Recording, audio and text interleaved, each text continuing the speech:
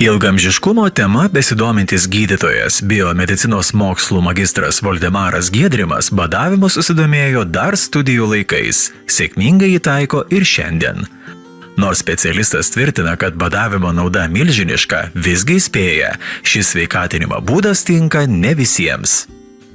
Šiandien aktyviai domitės iš tikrųjų ilgamžiškumo tema ir badavimu. Kaip šios dvi temos susiję tarpusavį? Jos tikrai labai susiję, nes jeigu žmogus taiko protarpinį arba ilgesnį badavimą, iš tikrųjų jisai sveikatinasi. Dabar klausimas, o kaip jisai sveikatinasi, kas vyksta badavimo metu? Tai yra keletas mechanizmų. Vienas iš jų tikrai plačiai žinomas ir daugelis mokslininkų apie jį kalba, tai autofagija, savaiminis ląstelių išsivalymas. Nes badavimas aktyvuoja autofagiją, išvalo ląsteles ir tada ląstelės gali gyventi ilgiau. Jeigu mūsų ląstelės yra sveikesnės, tai tada sveikesni ir organai, ir audiniai, ir apskritai mes patys esame sveikesni. Tai čia vienas iš mechanizmų, bet jų yra dar daugiau. Labai gerai žinoma tokia molekulė NAD+. Ir šita molekulė gyvena mitochondrijose, o mitochondrijos, kaip žinote, gamina energiją ląsteliai. Ir jeigu NAD molekulės mes turim pakankamai daug, tai tada mitochondrijos yra sveikos, ląstelėm pagamina daug energijos. Bet jeigu mes turim mažiau NAD, ypatingai senstant, jeigu yra uždegimas, mažas fizinis aktyvumas, NAD mažiau, reiškia energijos turėsim mažiau. Badavimo metu aktyvinamas NADas, o NADas dar labai svarbus tam, kad jis aktyvuoja sirtuinus, mūsų ilgamžiškumo genus. Ir tai lemia mūsų ilgamžiškumą. O kada pats iš tikrųjų susidomėjote būtent badavimu ir pajutote jo teigiamą naudą? Aš tai labai seniai susidomėjau, man buvo 21 metai. Atvirai pasakius, aš nežinau, kodėl tą pradėjau daryti, bet pabandęs supratau, kad turiu daugiau energijos. Bet ar kiekvienam badauti iš tikrųjų yra sveika, ar kiekvienam rekomenduojat, kurie ateina pas jūs?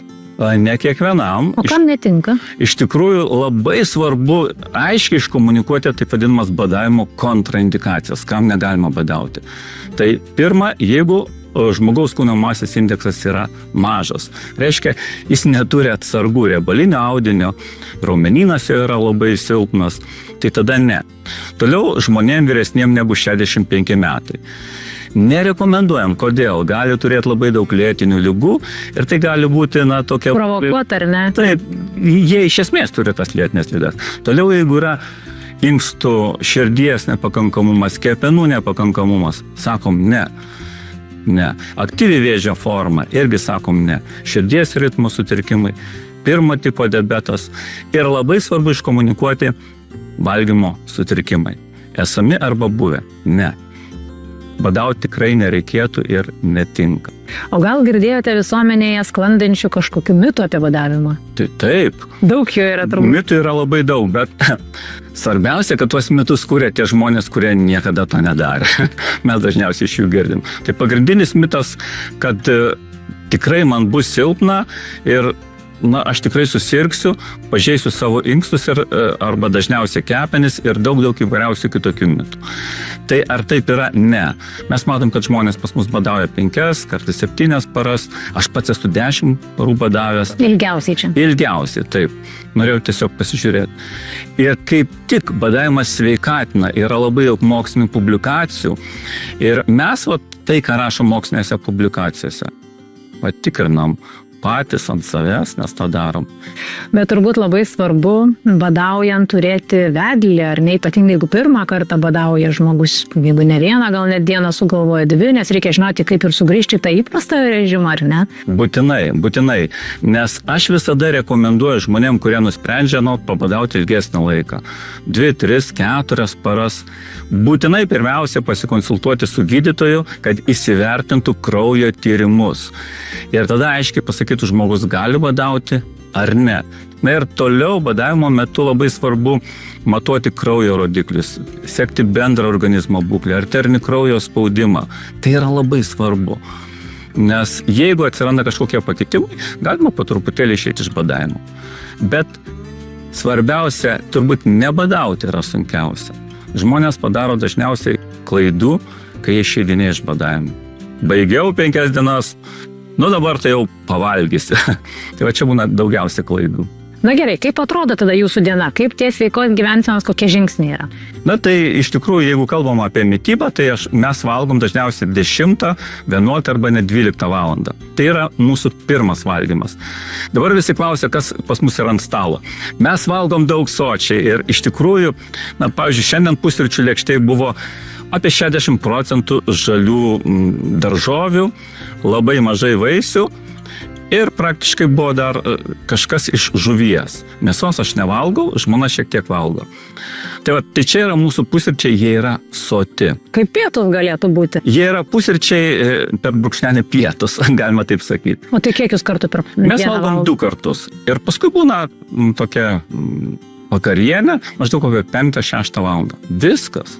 O ką vakarieniai? O vakarienį mes valgom irgi kažką panašaus, tai yra baltymas, dažniausiai aš mėgstu žuvį arba mėgstu kažkokio sūrį valgyti.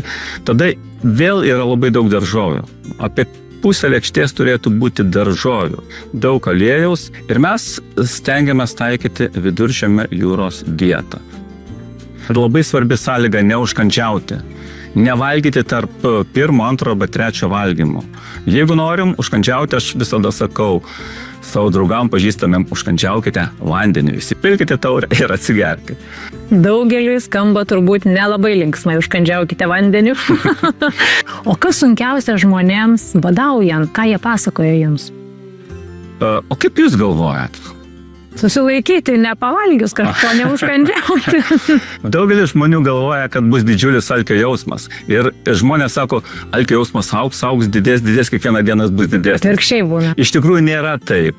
Alkio jausmas būna maždaug iki 2, dar galbūt šiek tiek 3 dieną. Vėliau organizmas persijungia į mitybą iš savęs, degina riebalus, gamina ketonus ir organizmas puikiai gyvena. Alkio jausmas visiškai dingsta, jo visai nėra. Sunkiausia turbūt yra 1-2 diena, kol žmogus jaučia tą alkio jausmą. Paskui jis dingsta ir viskas būna gerai. Na, o po badavimo ką pradeda valgyti žmonės? Tada nuo ko jūs siūlot pradėti? Tai pirmiausia, jeigu jis badauja, pavyzdžiui, 5 dienas, išėjimas taip pat turi trukti 5 dienas. Tai yra labai svarbi sąlyga. Jeigu 10 dienų badauja, išėjimas iš badavimo trunka apie 10 parų. Tai pradedame valgyti skystą maistą, tai yra buljonas. Tai 1 diena yra buljonas ir kitos dienos, pavyzdžiui, rytais galėtų jau pradėti valgyti labai šiek tiek nedaug jogurto ir įvairiausių uogų, kurios staiga nepakelia gliukozės į viršų. Na ir pietums 2 dienos jau galima valgyti tada, pavyzdžiui, trintą moliūgų sriubą, kurią labai mėgsta mūsų dalyviai. Na ir pabaigai iš tikrųjų įvardykite, prašau, 3 svarbiausias sveiko ilgamžiškumo sąlygas. Tai pirmas yra mityba subalansuota, karts nuo karto įjungiant protingą pabadavimą, tai vienas. Antras yra fizinis aktyvumas, kurio būtinai reikia.